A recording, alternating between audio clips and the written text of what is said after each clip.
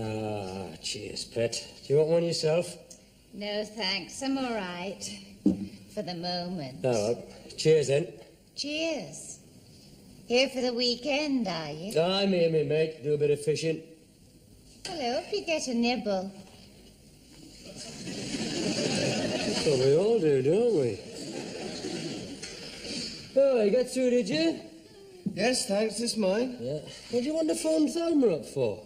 Just tell her we'd arrived safely so she wouldn't worry. Oh, yes, of course. You want to give her all the news. Give her all the highlights of our 35-minute car journey. Just ask her how she was. Well, that's when you last saw her, just under an hour ago. I mean, what could possibly have happened in an hour? What a stupid thing to say. Well, that's when you last saw Thelma. I'm not talking about Thelma, I'm talking about your last remark. What can possibly happen in an hour? Pearl Harbor happened in an hour. How long does it take to drop a bomb? How long do earthquakes take? Or tidal waves or monsoons? Yeah, all right, but it's hardly likely that anything's happened in the last hour, is it? I mean, it's hardly likely that Thelma's been bombed or there's a flotilla of Japanese warships steaming up the Tyne. Oh, God, we're in for a great weekend if you're going to be in one of these moods. I'm in a great mood. It's you that's down in the mouth. Not a smile from you all the way up here. Even when that juggernaut crushed the vicar's moped. Not a titter.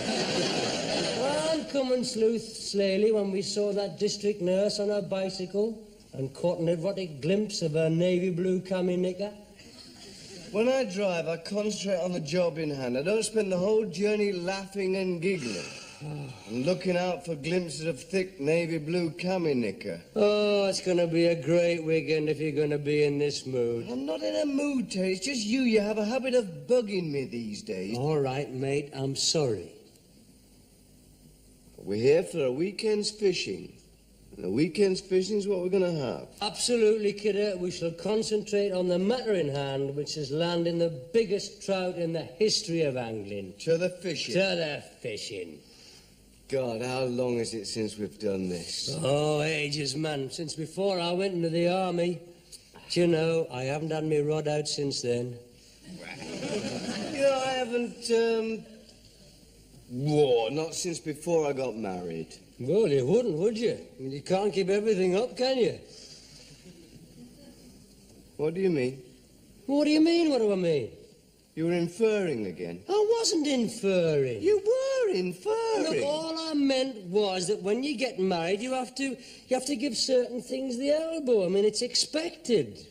That's what marriage is all about. I don't know why it isn't in the ceremony. I promise to love, honour and obey and never enjoy myself again. Bugging. I've only just begun to enjoy life since I got married. My life is one continual round of joy and merriment.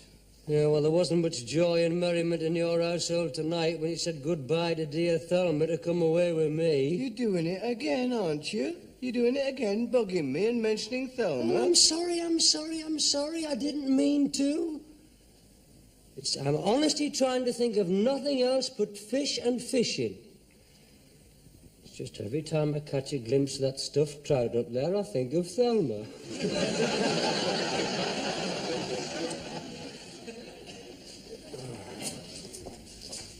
What's the matter with your friend? Wife trouble. Oh. Are you married? Not anymore. Are you? Not anymore. Well, we don't get all that anymore. Don't get a lot of things anymore.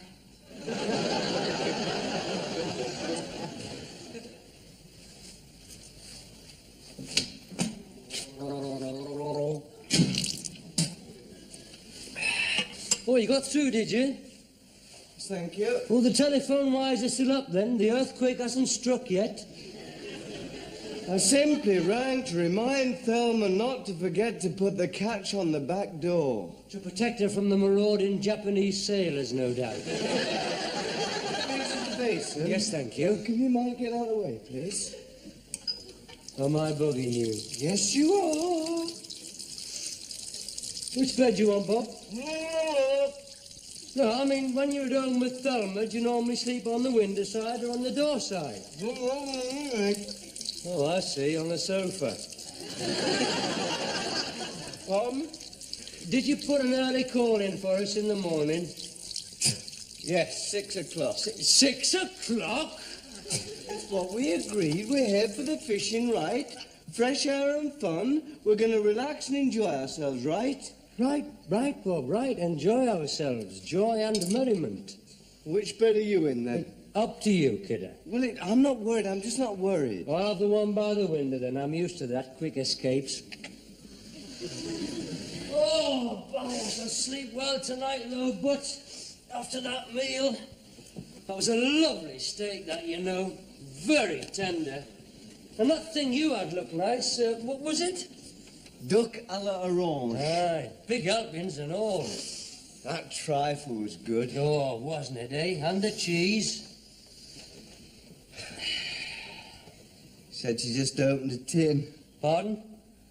Thelma, when I rang her, said she just opened a tin of something. Oh, I expect she wasn't hungry. Oh, it's not that, is it? She said it to make me feel guilty, didn't she?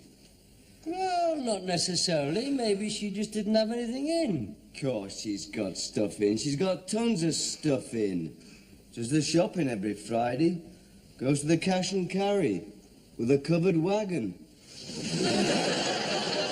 Got a freezer that her father gave. We've got cupboards full of food you wouldn't believe. Guess that from her mother hoarding food, in case World War III breaks out. Maybe she just felt like a tin or something. No, she didn't. She said it to make me feel guilty. Don't start defending Thelma, because it does not become you. Oh, I'm sorry, mate. I do not feel guilty. I do not feel guilty. Why should I feel guilty? I mean, if a fella can't just go away for a weekend's fishing, I mean, dear me, once in a blue moon. I was ever gone to Paris or so. It's only a 35-minute car ride. Yes, I know. I don't feel guilty. It's only because I promised I'd take her over to see her godmother who lives in Hartlepool. Because she's very old, you see, never goes out. In Hartlepool, not many people dare go out. But, I mean, it's Thelma she wants to see. If I'd been at home, she'd have gone on her own, probably, and I'd have stayed at home and papered the back bedroom. Oh, you had that to do and all, did you? Yes, and fixed the fridge, because that's gone wrong again. Well, maybe that's why she opened a tin. What? Well, because there was no fresh food in the house, being as how you hadn't mended the fridge. Don't you start making me feel guilty, mate. Whose side are you on? Don't you start defending Thelma because it does not become you. Look, mate, I am your friend, Bob, your friend and fellow angler. My loyalties must lie with you. I don't feel guilty. Why should I feel guilty? Oh, for God's sake, Bob, stop telling me you don't feel guilty in that guilt-ridden voice. You will keep forgetting that I have been married, mate. I've been through it all. I've had a wife, so I'm no stranger to misery. I will give you one piece of advice, and then from then on, my lips are sealed. What advice? Well, in the early days, you sort of set the pattern for the rest of your marriage. I mean, precedences are established. Now, it is very important that you make absolutely sure that these precedents are in your favour. Now, you've still got time. I mean, you're only just in the opening rounds. And at least you have come away this weekend. And that is good, because that has forced Thelma to accept that from time to time, on occasion, every now and then, you are going to go off and do your own thing, whether it be fishing or football or just having a beer with the lads. Well, as I have a beer with you about 4 nights a week, I think I've established that precedent. Well, quite right and all. I mean, look at little Norman Gordon. He hasn't been across the doors since he got married. He's certainly never been near the Black Horse. He's a shadow of his former self. He's probably wallpapering his back bedroom at this very minute. And Alan Boyle will be doing the crazy paving, and Frank Clark will be babysitting, and Barry Pringle's still converting his attic. Well, Barry will always be in that attic. With him, it's an obsession. He's withdrawn from life. Thelma met Pauline the other day in the cash and carry, and she said that he's never out of it. She says she sends his meal up on a tray. Well, if you were married to Pauline, you'd stay in the attic. I hope you don't think that my marriage is like that. No, of course not. You told me. Your household is full of joy and merriment. So it is. Most of the time. But you're right. Precedent should be established. I'm glad I've come away. Assert my masculinity. Right. I mean, she's perfectly capable of going over to Hartlepool on her own, even in these violent times. She's perfectly capable of making herself a meal. She's perfectly capable of looking after herself for one weekend. I mean, what can happen? Yes, look, kid, well, if we've got to be up at 6 in the morning, I think we better get some sleep.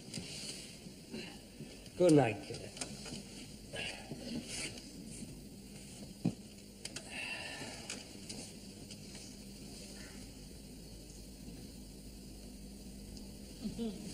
I said good night. What's the matter? Have you got 2p? I think I ought to ring her.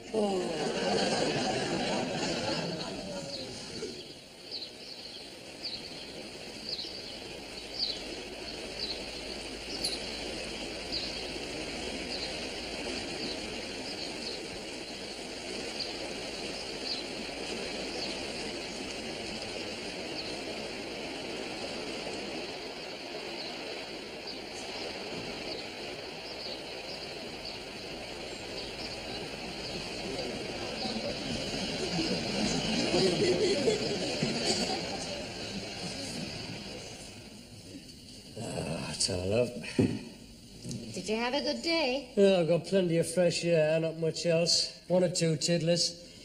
Lost me touch, I suppose. Haven't done it for years. You should always keep your hand in. Oh, I expect it'll come back to me. Once you start doing it regularly.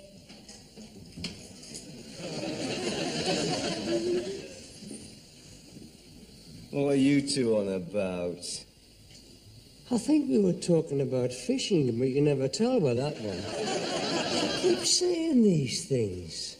You'll get nothing there. You'll get nothing there. Oh, I gather by your tone that you got through to Thelma.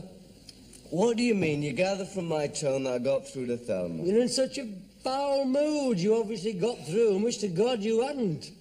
Oh, I don't know. Sometimes Thelma, she really... Bugs you? Yes.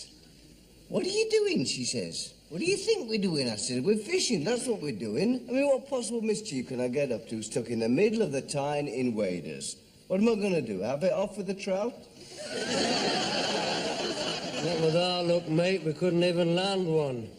I says to her, dearest heart, can't you understand that there are some occasions when it's just the lads, but there are some things that just lads like doing? And what did she say? Yes, and I know what just lads like doing. I said to her, dearest heart, this weekend is just fresh air and fun and fishing. Not a question of fornication. Right, kid, right. Oh, look at that. What? Oh, it's just come in. Oh, yes, not bad. Nice legs. Yes, yes. It's important, that. Legs in a woman. Nice face, no? Naughty little mouth. Yes, very naughty. Sorry, what were you saying? But, oh, Thelma, why does she always automatically assume that when you and I are together, we're chasing other women? That's the wives, man. They always assume you're being unfaithful. Listen, we better catch some fish tomorrow, otherwise we won't have an alibi. Alibi? We can always stop at McFishery's on the way back. But why should I need an alibi? Men usually do. Well, I won't. I mean, I couldn't be unfaithful to Thelma. That's what makes her insecurity so unfair. Oh, come on. You wanted to go down the Wheat Chief the other week just 'cause it was full of spare. Well, that's different, isn't it? Chatting them up and looking. But I couldn't do the deed with another woman. Rubbish. No man can pass up the chance of a bit of the other. Depends entirely on the circumstances. Given half a chance, everybody would be at it. Everybody is not at it. What? Don't look now. But that girl over there, I've just seen the bloke she's with. What of it? It's Mr. Chambers, Thelma's father. Thelma's father? Keep your voice down. I don't believe you. I promise you it is Thelma's father. Rubbish. It is, it's Thelma's I told you. He's with that girl. I know. The one with the mouth and the legs. Yes, the very girl. I don't believe it. The old rascal. The cheeky old devil. Would you believe it? Would you believe it? You think it's funny, don't you? You do, you think it's funny. Well, I can't see the funny side of it. Well, I don't think it's funny. I think it's disgusting and tragic. There's nothing tragic about spending the weekend with her. Growing up when I'm his age. I mean, she's not bad. You said so yourself. I just cannot believe it. I've told you, given half a chance, everybody's at it. I think I know who she is and all.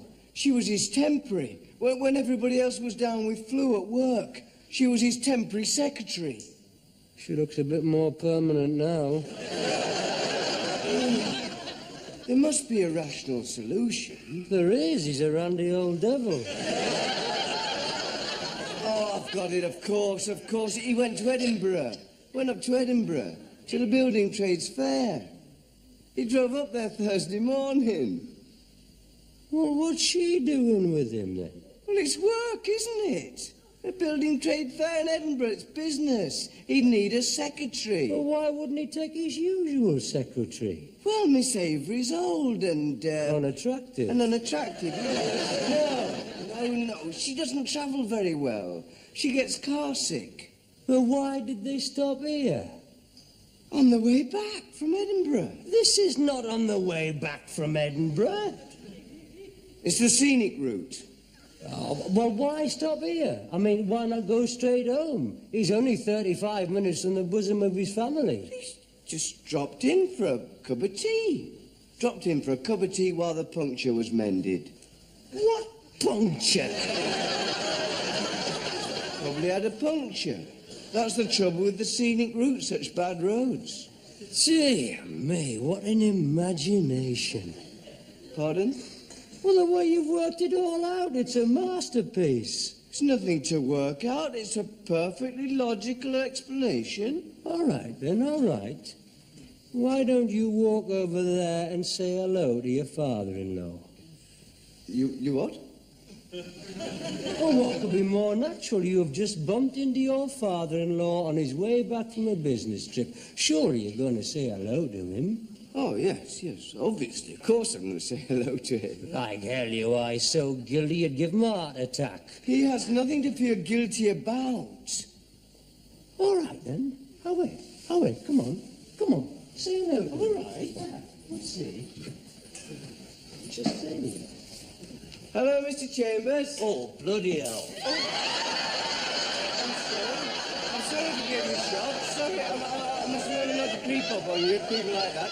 I was just saying to Terry, there's Mr. Chambers on his way back from Edinburgh.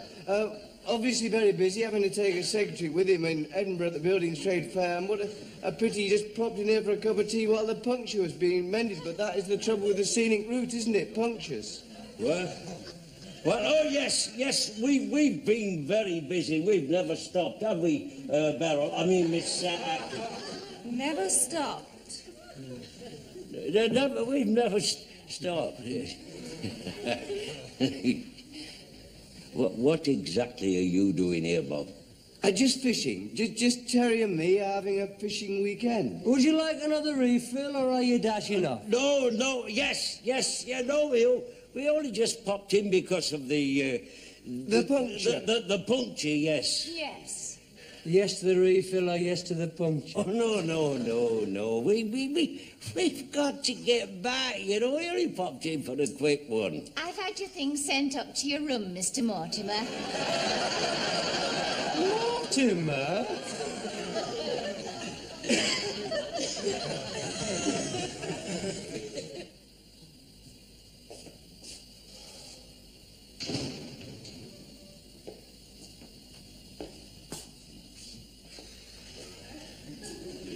Give us a brandy, will you, pet? Right. Did you enjoy your dinner? Oh, yes, very nice, thank you, very nice. I think I ate too much. Well, I ate his. He couldn't eat anything. Do you fancy one yourself? I think I might. I'm ready for it now.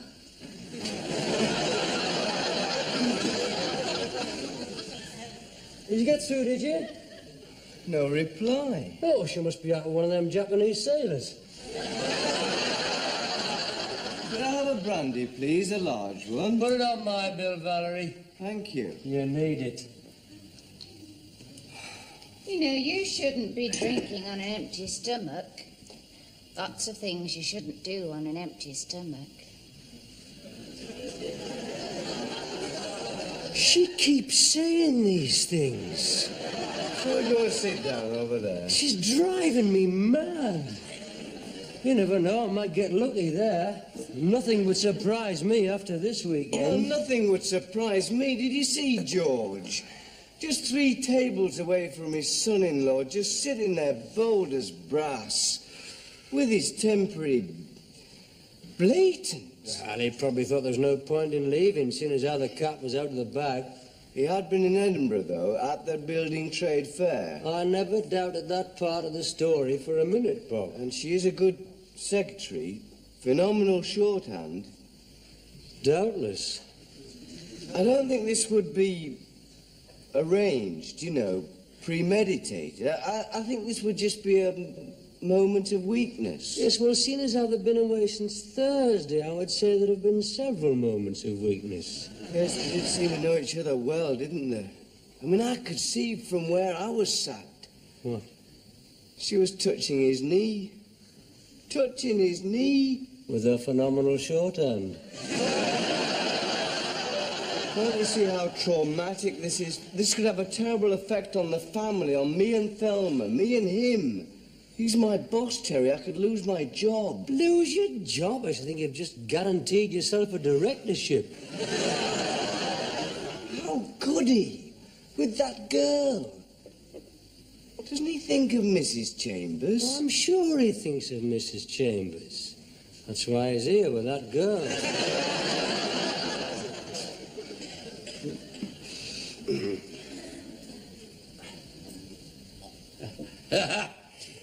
Well, that's a small world, isn't it? Aye, aye.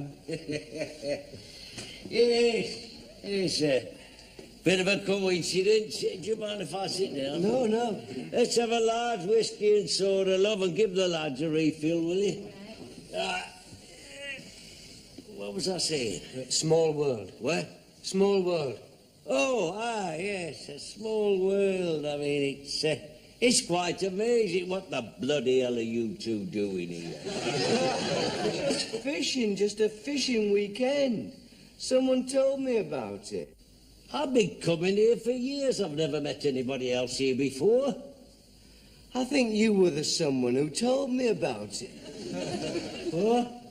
Oh, now, listen, don't get me wrong. When I say I've been coming here over the years, you know, it's not been under these circumstances. There's not been a long succession of mishackings. No.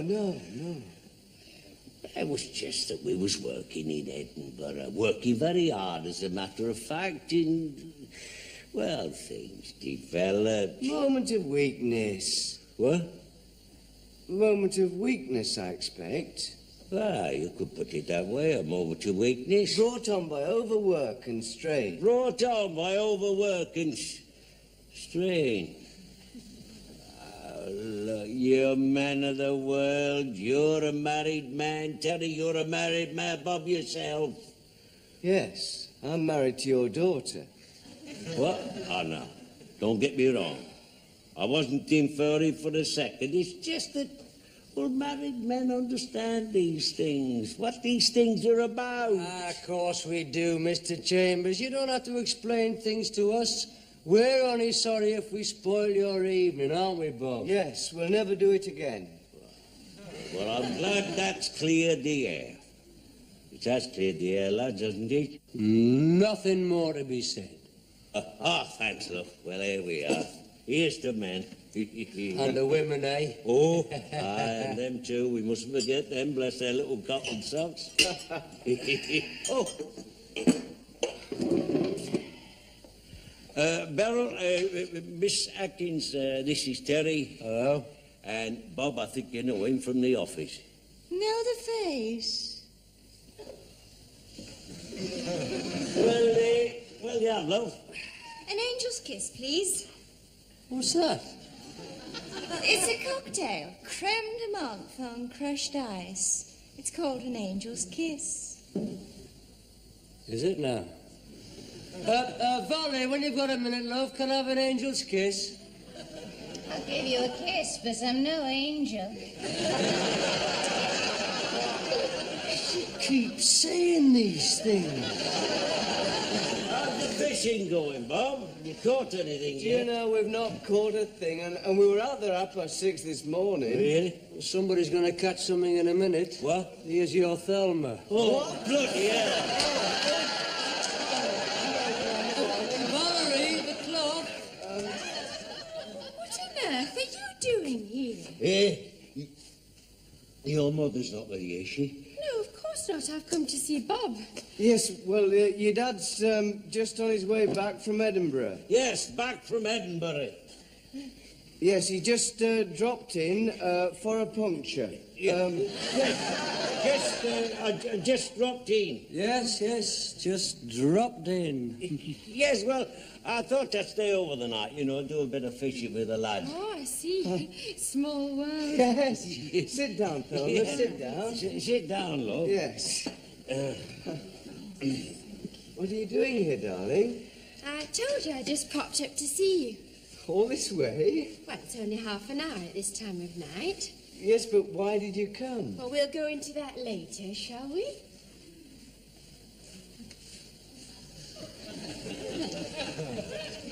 I'm Thelma, Bob's wife, Thelma Ferris. Oh, hello. This is Terry's friend. Do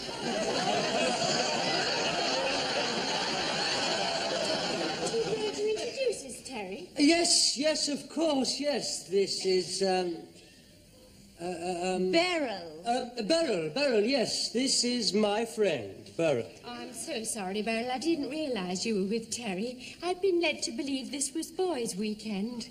What is it you said, darling? Some things just the lads like to do together. Must have got the wrong end of the stick. No, it is his boys' weekend. It's just the lads. Just Terry and me. And Beryl.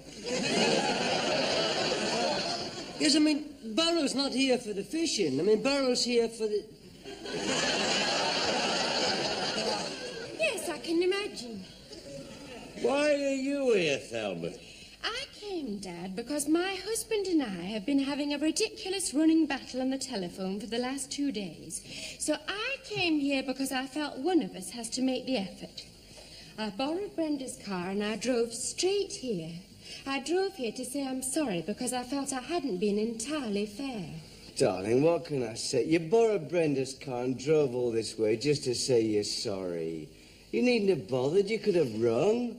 I didn't mean that. I didn't mean that at all. Fancy, you didn't even owe me an apology. I mean, just fancy driving all this way. And now you've got to drive all the way back.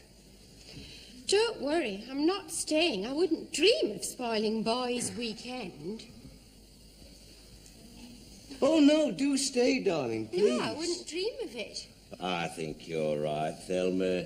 I think it's very considerate of you to let the lads have a weekend on their own. I admire that in a woman. Would you like a drink before you go, Thelma? You can't wait, can you, any of you? It's all right, I'm going. No, darling, stay, please. Stay. Obviously, you must stay. I insist. It would be fantastic if you stay. No. Please, please. Well, all right, if you insist. I'll get my overnight bag.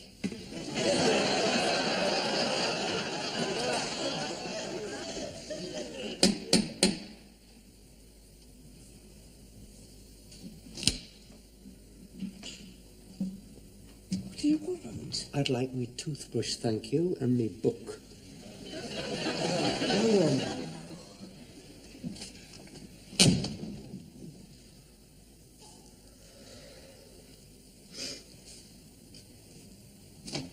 You are.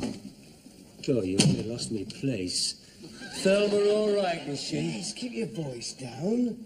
Is George still here? Well, of course he is. He's not going to leave me alone with Beryl, is he? Oh, this has really wrecked my chances with Valerie, this has. What chances? What chances? She only says to me, I'm in the annex. Very self-contained it is. What's so special about that? The way she said it. Oh, the annex. So near and yet so far. Oh, don't complain. You're with that Beryl. Officially.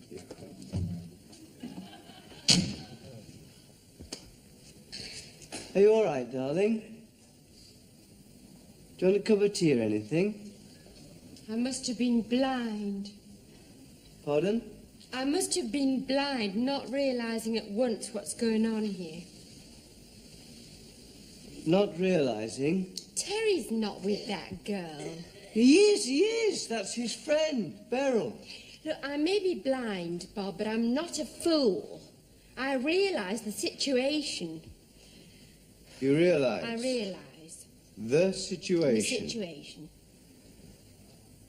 Yes, well, I realise what a shock that must be to you, Thelma. Don't think I don't realise that. But, well, men are men. These things happen. These things happen? How many other girls have you brought here? Oh, what? Me? Now, don't lie to me, Bob. It's quite obvious that girl's here with you. She isn't, I swear to you. Oh, don't lie to me, Bob. All this covering up. Terry didn't even know her name. Well, you know Terry. He doesn't always ask their names. Could have been married a matter of weeks. How could you? Where are you going? I'm going to see my father. Darling, don't go in there, please, I beg of you. Don't touch Darling, me. please, I beg of you, take my word for it. If you do, you might see something which will haunt you for the rest of your life. Oh, leave me alone. Daddy? Thelma? Hello, Thelma. Couldn't you sleep? Oh, Dad, how could you? Thelma, don't jump to conclusions. Things are not what they seem. There's nothing between Terry I've and been I. covering up for him, my husband. This just proves what I thought. If Terry was with that girl, he'd be with her now. What on earth's all the commotion? I know. I know the situation. I know you're with my husband. Well, someone tell her I'm not. He's not. Look, I'll explain this. Now, look, Beryl, Miss Atkins. I'm with him. Only we had a row because he would keep chatting up that barmaid. So I locked him out. But I've just come to say all's forgiven now, Pet.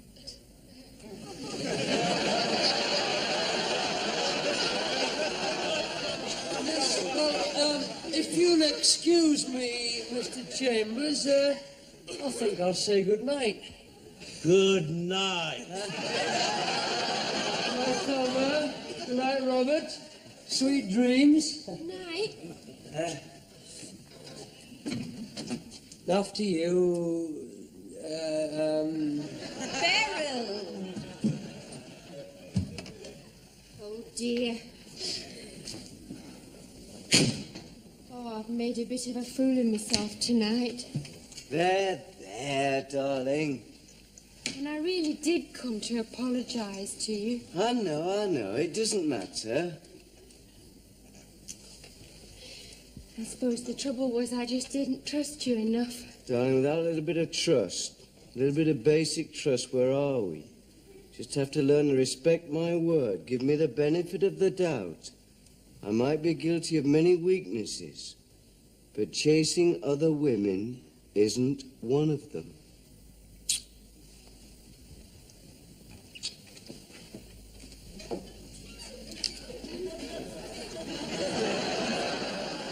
Coming to the annex. Oh, pardon me. She thought I was Terry.